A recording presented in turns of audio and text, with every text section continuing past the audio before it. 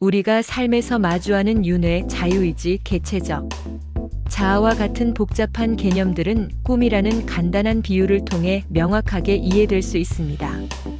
고정관념을 버리고 순수한 마음으로 이 비유를 들으면 우리가 착각하고 있던 진실의 베일이 거치고 참나와 개체, 그리고 그 작동 방식에 대한 깊이 있는 통찰을 얻을 수 있습니다.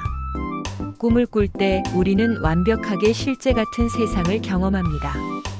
그 안에는 수많은 사람, 동물, 식물, 사물, 자연 현상, 심지어 우주까지도 존재합니다. 이 모든 것은 꿈을 꾸는 하나의 의식이 투영해낸 것입니다.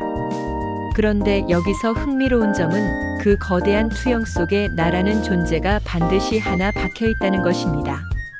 하나의 의식이 전체를 투영했음에도 불구하고 그 안에는 반드시 나라는 인식이 부여된 한 존재가 있고 나머지는 모두 너로 인식됩니다. 이는 절대적인 참나가 자기 자신을 인식하는 순간에 우주 전체가 하나의 의식으로 투영되지만 그 안에서 오직 나라는 특정 인식을 가진 존재만이 주체로 경험되는 현상과 동일합니다. 우리의 우주 현상계와 매일 경험하는 꿈의 세계는 이처럼 동일한 메커니즘으로 작동합니다. 꿈이 진행될 때 꿈의 세계를 보고 느끼고 해석하는 모든 행위는 꿈속에 투영된 나라는 헛개비가 하는 것처럼 보입니다.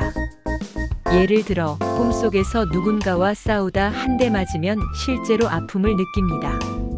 하지만 내가 상대방을 때렸을 때 상대방의 아픔은 느끼지 못합니다. 분명히 꿈속의 나와 너는 모두 하나의 의식이 투영해낸 헛개비인데도 말이죠.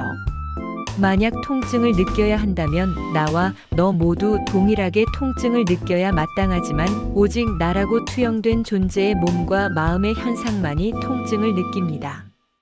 이것이 바로 의식의 장난입니다.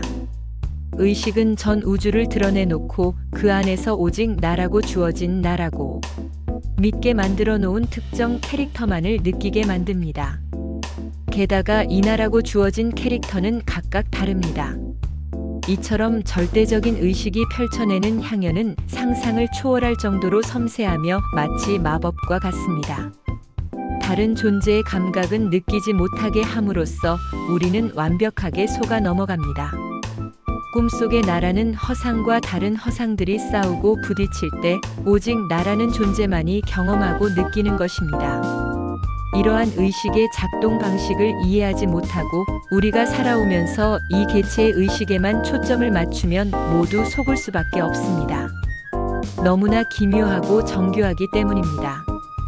오늘날 많은 구도자들이 이러한 근원적인 메커니즘을 전혀 모른 채 오직 자신 하나의 개체적 의식 상태만을 알고 다른 것은 모릅니다. 40년, 50년을 수련하여 우주의식 정도를 체험하면 마치 큰 깨달음을 얻은 양 착각하게 됩니다. 자신의 의식의 크기가 전부인 줄 알기 때문입니다. 그러한 관점으로 공부하고 명상하며 세상을 살아가기 때문에 본래 무아나 본래 절대와 같은 진리는 50년이 아니라 500년을 해도 깨달을 수 없는 것입니다. 우리가 착각하면 안 되는 것은 이 개체가 수행을 통해 의식이 확장되는 것이 중요한 것이 아니라는 점입니다. 우주의식을 체험했다고 한들 그것을 체험한 것은 결국 개체적 자아입니다. 이는 에고를 키우고 착각으로 이끄는 것에 불과합니다. 물론 수행 과정에서 그러한 체험이 올 수 있지만 그것에 속지 말아야 합니다. 심지어 내가 무아를 깨달았다는 생각조차도 함정입니다. 무아를 깨달아야 한다.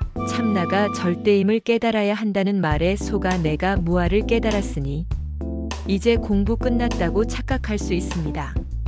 이것이 바로 마지막 함정입니다. 내가 무아를 깨닫는 것이 아니라 내가 무아가 되는 것 또한 본질적인 깨달음과는 거리가 있습니다. 꿈속에 투영되어 나라고 믿고 주체적으로 행동하는 그 존재는 사실 의식을 통해 투영된 꿈속 세상의 다른 인간, 동물, 식물, 돌멩이 등 모든 것들과 더불어 하나입니다. 다른 것들과 전혀 다르지 않고 특별할 것이 없는 수십억 개의 허상체들과 똑같은 하나의 존재일 뿐입니다. 의식이 너 내 행세해라 하고 임무를 부여한 것인데 그 존재 자체가 나라고 착각하고 속아 넘어가는 것이 꿈의 메커니즘입니다.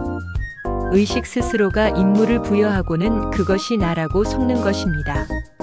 꿈에서 깨어나기 전까지, 즉 꿈이 진행되는 동안에는 주체적 나로서 계속 행세합니다. 꿈이 끝날 때까지 말이죠. 그리고 꿈에서 딱 깨어나면 그 모든 것이 전부 허상이었다는 것을 비로소 알게 됩니다. 마찬가지로 깨달은 의식은 꿈이 진행되고 있음에도 불구하고 이것이 꿈이라는 것을 아는 상태입니다. 즉, 미리 깨어난 것입니다. 아직 깨닫지 못했다는 것은 현재의 꿈 상황을 실제라고 착각된 상태로 있는 의식을 의미합니다. 꿈을 깬 사람, 즉 깨달은 사람만이 꿈속에 투영된 자기 자신이 허상임을 압니다. 아직 깨어나지 못한, 깨닫지 못한 사람은 그 꿈속에 들어있는 자아가 실체라고 착각하고 있지만 깨닫지 못했다고 해서 그것이 실제가 될 수는 없습니다. 이처럼 간단한 이야기인 것입니다.